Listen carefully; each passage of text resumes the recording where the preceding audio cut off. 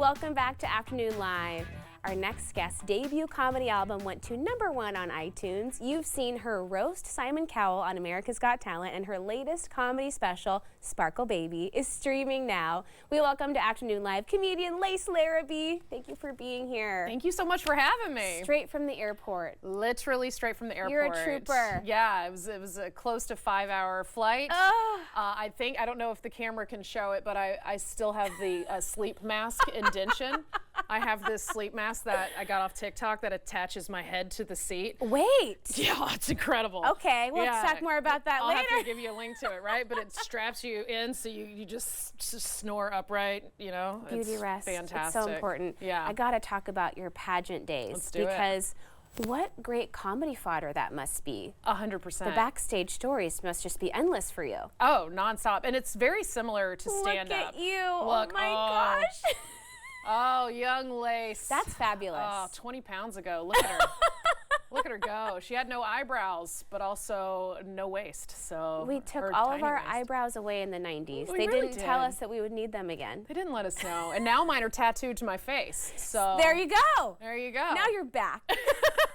So did you and your sister both do pageants together? We did, yeah. She did them for a little while. Look at us. So that's the very first pageant either one of us had ever done. Wow. And I won the first one I ever did. Okay. She got second runner-up in hers. Yeah, look at us.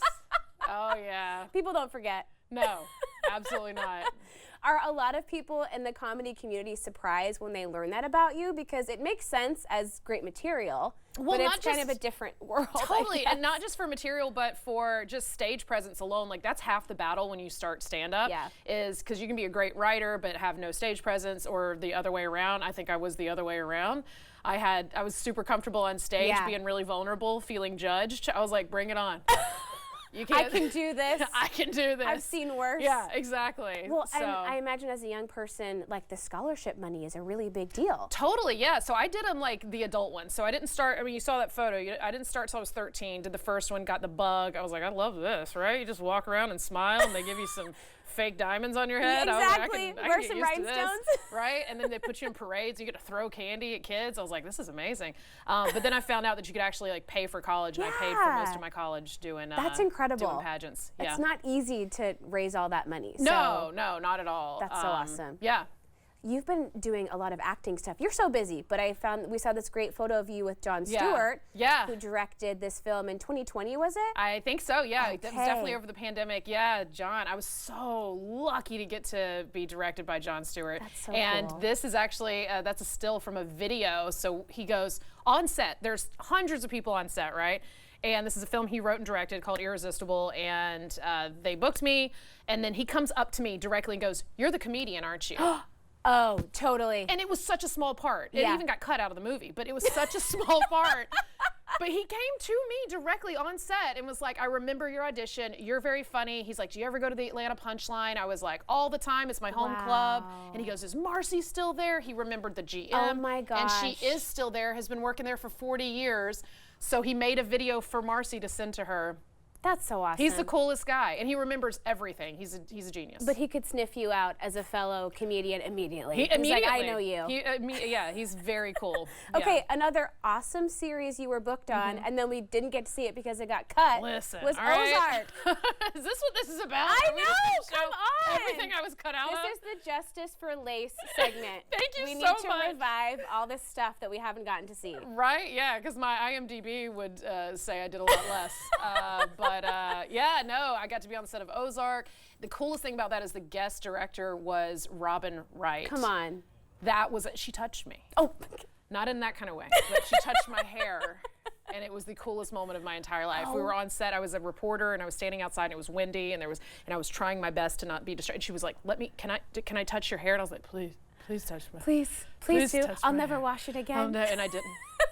That's what this is. This is You've always had good hair. I saw your old yearbook photos from your Instagram when you dug through your parents' basement at some point, and I was like, since kindergarten, you've got the best head of hair. Well, you must not have been looking at like second. That's my mom. Oh my God. Well, that's where you got it from. You must not have been looking at like second to fourth grade when my mom made the big mistake of letting me get a perm. Oh.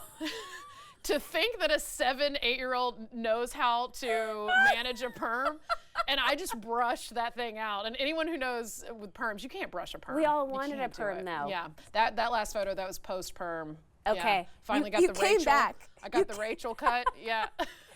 Okay, so tell me about your lip gloss that you have. Yeah, so that is so cool. Oh, thanks. So I have a lip gloss company with fellow comedian Dulce Sloan.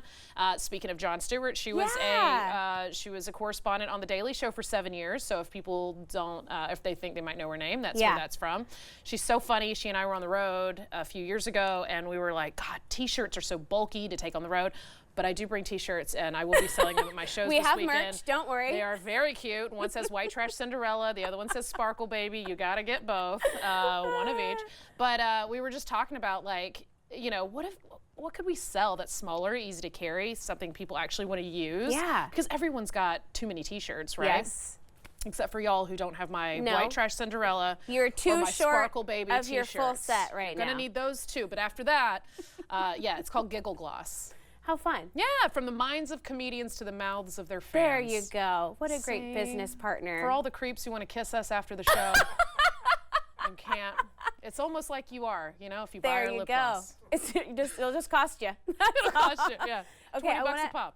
Ask you about America's Got Talent because you so expertly roasted Simon Cowell. Thank you. Not just once, but they actually brought you back to really go in on him. Yeah, they let me roast him, which I was shocked that he agreed to let us do. That's great. Right? Because he interrupted me and gave me the X on my second time on the show.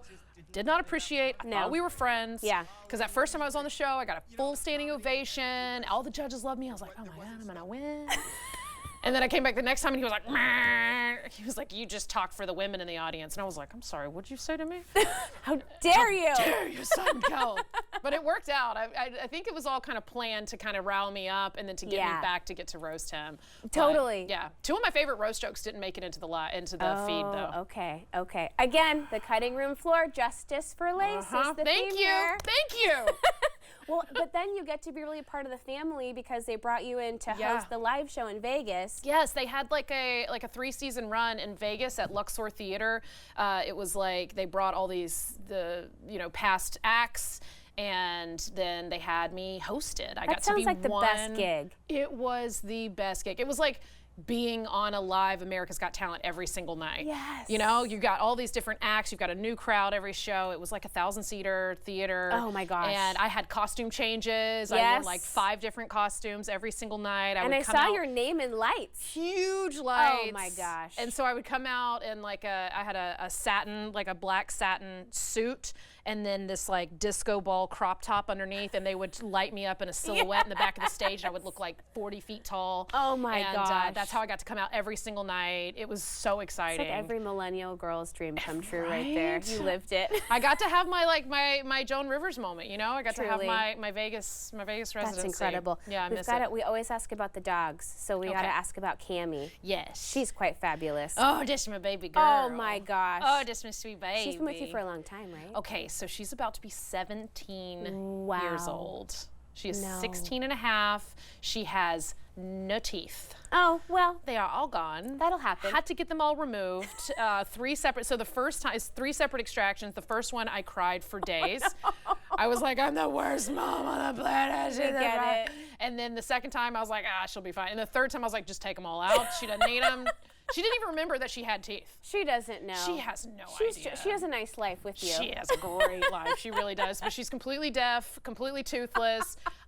Pretty sure she's getting senile. Well. She goes on little dementia parades around the house. Catch her just staring off in the distance. And I'm like, oh, come here, baby. And we love her for it. I love her so much. She is a queen. She'll live forever. I made a deal. Will. I made a deal with a witch, and she will live forever. So worth it. Yeah. Totally. Thank you so much for being here. Yeah, we're so excited you're in Portland this weekend. I am thrilled to be here, and one of my openers is she is so freaking funny. It's Billie Lee from Vanderpump Rules. Oh, wonderful. So if anybody watched that show and they love Billie Lee, she's Bravo, opening for peeps. me. Okay, here we are. Okay, Yeah. Lace is performing this weekend at Helium. We'll have more information on our website at katu.com. We'll be right back with more Afternoon Live right after this.